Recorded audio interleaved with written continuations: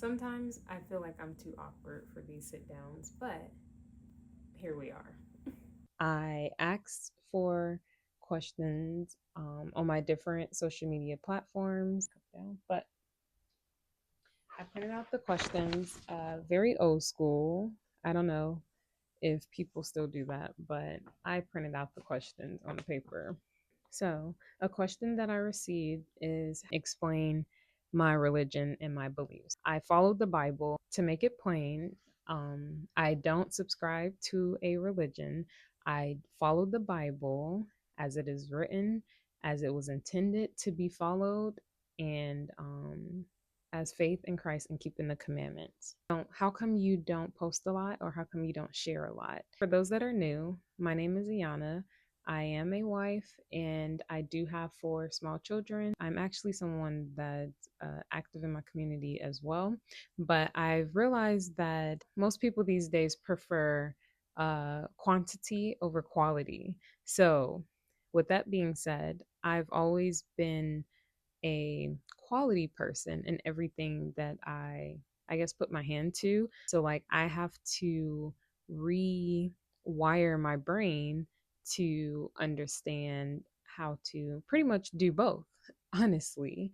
And once I'm able to bring both quality and quantity together, I'm sure I'll see the fruits of that labor. My needs are always met alongside my wants and things like that by doing, you know, going above and beyond for my family. And that's my ultimate reward. And anything else is just extra. So, just for like a little history, because I did get a few of those questions like life before now. I was born the youngest of 4 in Florida. I spent a little time in Virginia living with my grandparents while my mom was getting settled here in Atlanta, Georgia. And then once she got settled, we moved with her. And I've pretty much been in Atlanta, Georgia since I was in elementary school. So not born, but definitely raised. I went to 3 different high schools and 3 different colleges, or 2 colleges, then a university. Ultimately, I graduated at Florida A&M University with my bachelor's degree in psychology and a minor in food science. I didn't go to my graduation, but the same month that I graduated from my university is the same month that I got married. I went to college, right? And at this time, like I was like trying to go hard for Christ. I had like a night with some associates and we were watching Passion of the Christ. Y'all know the movie Passion of the Christ. It'll get everybody in their emotions and feelings crying. So I went back to my dorm room and I was just like, God, I want to know you. I want to know you. Okay, it's not funny. It's funny now, but in the moment I was so serious. I was like, God, I want to know you more. I want to know you more. I want to be closer to you. Like I was just like pretty much calling out to God. Like the Most High God was like, "Oh, you want to know me? Okay, cool." My sister had a boyfriend, right? So this boyfriend of my sister's, one day he was like, "You know the 144,000 in the Bible are all men, right?" And I was appalled because I thought it just meant those that go hard for Christ. I had to figure out what he was talking about. So I went and I was like, okay, this is interesting. And I feel like that seed was always in the back of my mind. From there, I moved to Tallahassee. My apartment manager happened to be someone that always wore dresses. And she had like these little tassels and a ribbon of blue on her dresses and clothes. I asked my apartment manager, "Do you wear skirts and dresses because you keep the commandments?" And then she was like, "Come into my office." So I was like, okay. And I went into her office and we had a good conversation as it related to the Bible and learning more. And she was like, yeah, just write all the questions down that you have or whatever, and we can get together on the Sabbath and I'll take you, with me or whatever. So I literally had, like, how I got these questions here for this sit down. I had a full page of questions. I gathered with the men.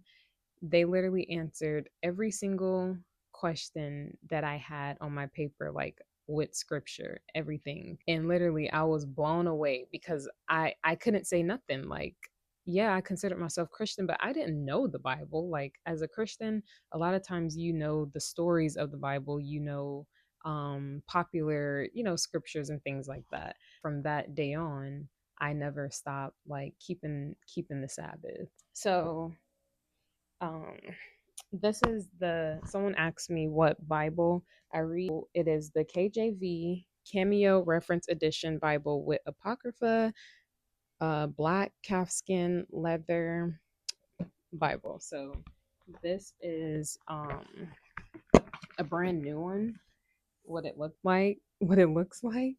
Mine is more beat up. So but so yeah, so this is the Bible that I use. I think a lot of people say like, oh, the King James Version Bible is too it's too hard for me to understand. And I feel like we understand what we want to understand, because thou shall not steal means you don't steal. Like, we understand that. And I feel like if it's a word that's hard to be understood or not in the typical dictionary of the everyday person, or not in the typical vocabulary of the everyday person, then get a dictionary and say, what does this word mean? Like, if you don't understand a word that you're reading in the King James Version of the Bible, just take 2 seconds to look up the definition. Be very careful with different and new translations of the Bible these days. So, yeah, I stick to the King James Version of the Bible. So the next question I have is, how do you keep strong and not err on the path of righteousness? Um, First and foremost, you will err, and all praises for Christ dying for us when it comes to that. But the thing is, over time, you should not continue to err in the same um areas. The Most High God has things planned for us that endure that we can't even imagine. So I understand that. Not to say that I've never made an error or things like that, but the journey of righteousness is an endurance. You know, it's a marathon, not a sprint.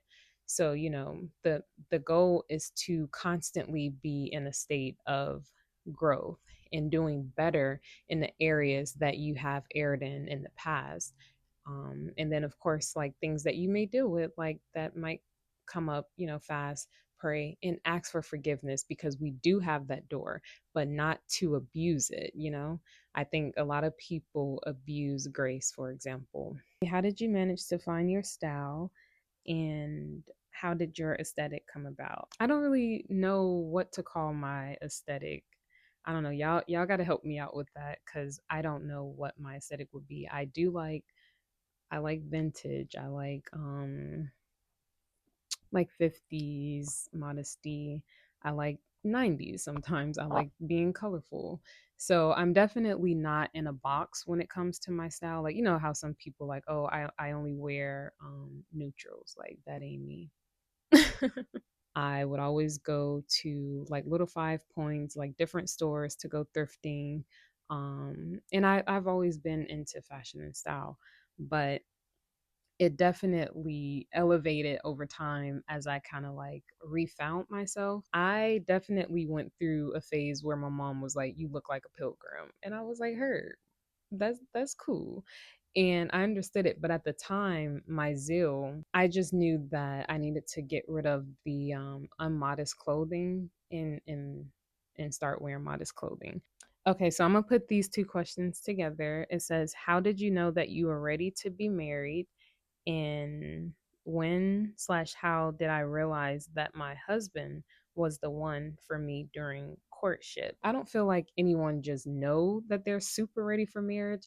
I think you understand like, okay, this is the basics of what I need to know, but it's a lot of things that you're learning as well while you're married. So like, I learned a lot about myself and my spouse while married. Of course, we proved each other, which is like courting. We courted each other for a year and 6 months. So that's just like, chaperone dates every now and then, which was not often because I lived in one state and he lived in another state. I feel like my husband checked my non-negotiables, which is, a man that's following the scriptures, that's trying to be a leader in his community, that will be a leader in his home, that wanted to father children, that was a provider, not lazy, um ambitious, like had goals and things like that. He had a mindset after the Most High God in Christ, and he was building himself up as a single man to become a husband and a father. And I saw those traits within him. We had to learn each other in that year and 6 months, ask a whole bunch of questions. Like, I have an entire list of questions, but just getting to know each other, and kind of having in your mind, like, okay, what can I deal with and what can I just absolutely not deal with? So if this person kind of aligns with the things that, like, okay, this is what I know I would like at, I guess, minimum. And like, I know that I can deal with these things that I might not like. But you do the most learning and growing of each other once you're married. But I would say my husband showed a lot of characteristics that I always looked for in what a man is supposed to be when it comes to leading his household and his family and his children. What kind of content do you love creating the most? I'll say peaceful, like what's, taking place in my day has always been an enjoyment of mine. I enjoy sharing my life and my lifestyle because I'm not like your average, I guess, content creator, if that's what you want to say. But I prefer the influencer side because I want someone to get something from it and say, like, okay, how can I apply this to my life genuinely? And I do think, people that post a whole lot on social media, you are increasing your followers, and that's cool. But it's just more people in your business. Um, and from there, it's like, okay, do I just want a bunch of people in my business, or do I want people, profitable people in my business? So, like, you're getting something from what I'm sharing. Like, that's what matters. Do you have a curriculum to teach my children?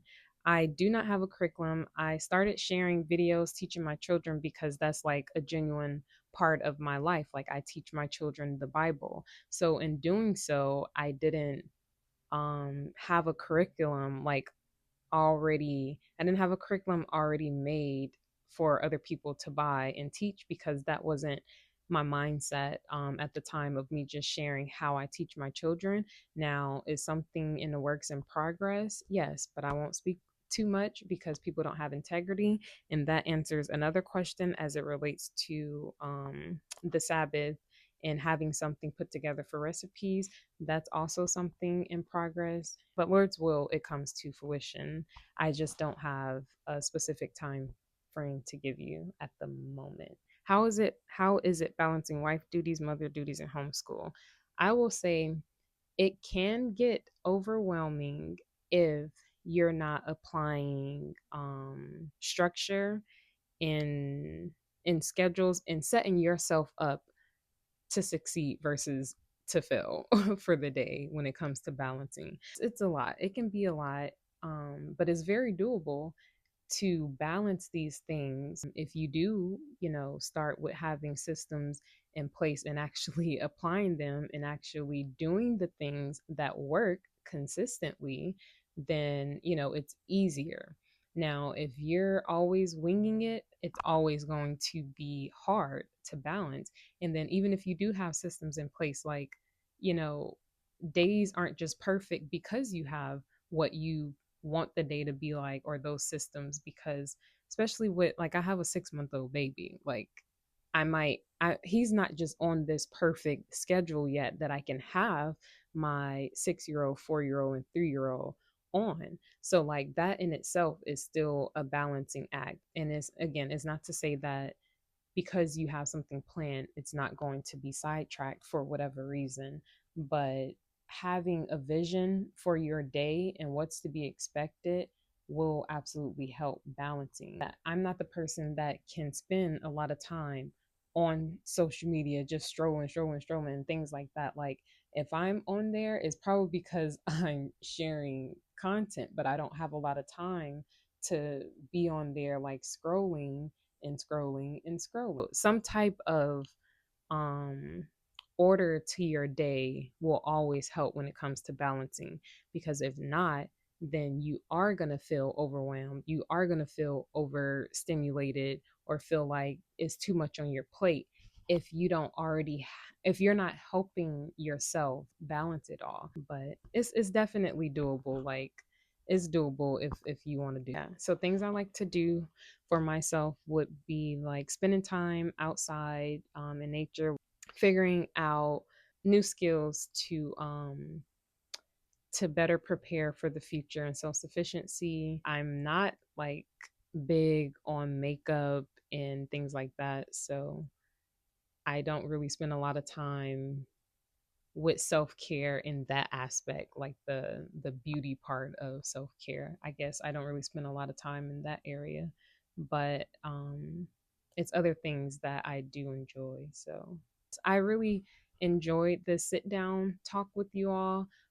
Hopefully you were able to better get to know me, but nonetheless I enjoyed this chat with you all, and if I did not answer your question, do let me know in the comments. But thank you all for watching. From the Civil War.